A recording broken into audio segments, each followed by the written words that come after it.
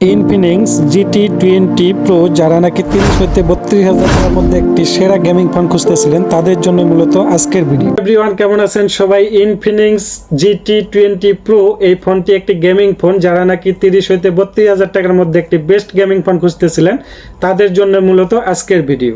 তো যারা আমার চ্যানেলে এখনো সাবস্ক্রাইব করেনি প্লিজ চ্যানেলে সাবস্ক্রাইব করে পাশে থাকা বেল আইকনটি বাজিয়ে দিন নিত্য নতুন ভিডিও সবার আগে পেতে। তো চলুন বন্ধুরা, কথা না বাড়িয়ে মূল ভিডিও। এই ফোনটির ডিজাইন এবং বিল্ড কোয়ালিটি আমার কাছে দুর্দান্ত লেগেছে এবং ডিজাইনটা কিন্তু অসাধারণ একটি ডিজাইন এবং এই ফোনটি কিন্তু দেখলে বোঝা যায় এটা একটি গেমিং ফোন এবং গেমিং কিন্তু এখানে ভাব রয়েছে।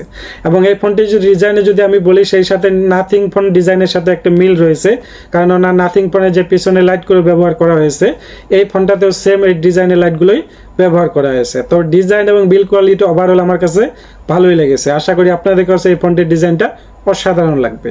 ফোনটির ডিসপ্লেতে ব্যবহার করা হয়েছে 6.78 ইঞ্চির একটি অ্যামোলেড ডিসপ্লে, যেটা নাকি 144 হার্টজের এবং এখানে কিন্তু 1 বিলিয়ন কালারের সাপোর্ট আমরা পেয়ে যাব।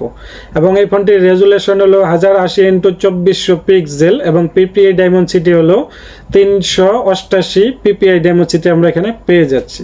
তো এই ডিসপ্লেটি পাওয়ারফুল একদম ডিসপ্লে এবং খুবই ভালো মানের একটি ডিসপ্লে হতে যাচ্ছে, কারণ এখানে কিন্তু 144 হার্টজ রিফ্রেশ রেট ব্যবহার করা হয়েছে।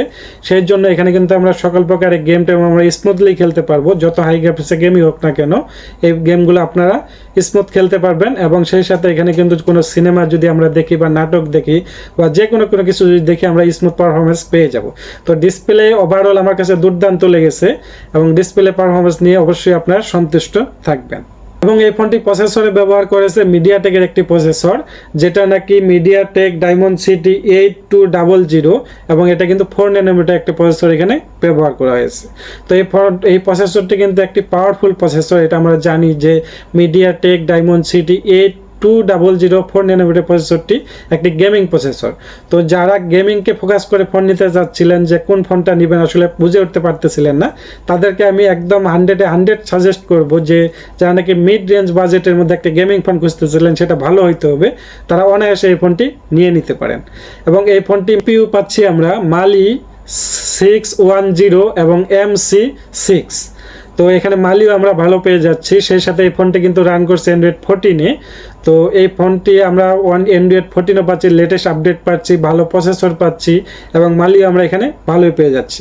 তো ওভারঅল এই ফোনটি পারফরমেন্স দুর্দান্ত পারফরমেন্স করবে, এতে কোনো সন্দেহ নেই। এই ফোনটি পাবো আমরা দুইটি ভেরিয়েন্টে, একটা হলো 6GB, একটা হলো 8GB র্যামে এবং সেই সাথে 256GB স্টোরেজের সাথে আমরা এই ফোনটি পেয়ে যাব। তো এই ফোনটি স্টোরেজ আমার কাছে ঠিকঠাক মনে হয়েছে এবং সেই সাথে এখানে কিন্তু আপনারা আলাদা করে একটা মেমোরি কার্ডও ব্যবহার করতে পারবেন। তো এখানে যেহেতু 256GB স্টোরেজ ব্যবহার করা হয়েছে, আলাদা কোনো মেমোরি কার্ডের প্রয়োজন হবে বলে আমার মনে হয় না। তো তারপরে যারা নাকি আরও ভালো মানের স্টোরেজ খুঁজতেছিলেন তাদের জন্য ফোনটাতে আলাদা করে একটা মেমোরি কার্ড ব্যবহারের সুবিধা দিয়ে দিছে কোম্পানি। ফোনটি ক্যামেরাতে ব্যবহার করা হয়েছে ট্রিপল ক্যামেরা সেটআপ, যার মেন ক্যামেরাটি 108 মেগাপিক্সেলের এবং 2 মেগাপিক্সেলের একটি ডেপথ সেন্সর ব্যবহার করা হয়েছে, সেই সাথে 2 মেগাপিক্সেলের একটি ম্যাক্রো শুটার ব্যবহার করা হয়েছে। তো 108 মেগাপিক্সেলের ক্যামেরাতে আমি সন্তুষ্ট থাকবো, কারণ এখানে ছবির কোয়ালিটি মোটামুটি ভালোই পাওয়া গিয়েছে এবং এটা কিন্তু বেশ ভালোই ক্যামেরা। এবং এখানে একটা জিনিস আমি মিস করবো, আলট্রা ওয়াইড শুটার অবশ্যই মিস করব। এখানে যদি ডেপথ সেন্সর এবং ম্যাক্রো শুটার যেটা দুইটা মিলে 4 মেগাপিক্সেলে ব্যবহার করা হয়েছে, এখানে যদি দুইটা মিলে একটা করে যদি এখানে আলট্রা ওয়াইড শুটার ব্যবহার করতো তাহলে আমার কাছে ক্যামেরা পারফরমেন্সটা একদম পারফেক্ট মনে হতো। তো এখানে আমার কাছে একটু ঘাটতি মনে হয়েছে, যেহেতু ফোনটার প্রাইসও মোটামুটি ভালোই 30 হতে 32,000 টাকার মধ্যে। তো অবশ্যই এখানে কোম্পানি আলট্রা ওয়াইড শুটারটা ব্যবহার করতে পারতো। এবং এই মেইন ক্যামেরা দিয়ে আপনার ভিডিও রেকর্ড করতে পারবেন সর্বোচ্চ 4K 30 fps-এ এবং সেলফি ক্যামেরা পাচ্ছেন আপনার 32 মেগাপিক্সেলের একটি সেলফি ক্যামেরা পাচ্ছেন। তো সেলফি ক্যামেরা মোটামুটি ভালো পারফরমেন্সে আমরা পেয়ে যাব।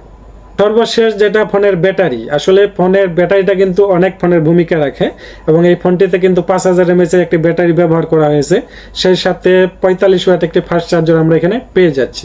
তো ওভারঅল ব্যাটারি যদি আমি বলি, ব্যাটারিটা অবশ্যই আপনারা 6 থেকে 7 ঘন্টা ব্যাটারি ব্যাকআপ পেয়ে যাবেন। এবং এটা হলে আপনার ভারী ইউজ, যদি নর্মাল ইউজে ব্যবহার করেন তারা হয়তো আরও বেশিও পেয়ে যেতে পারেন।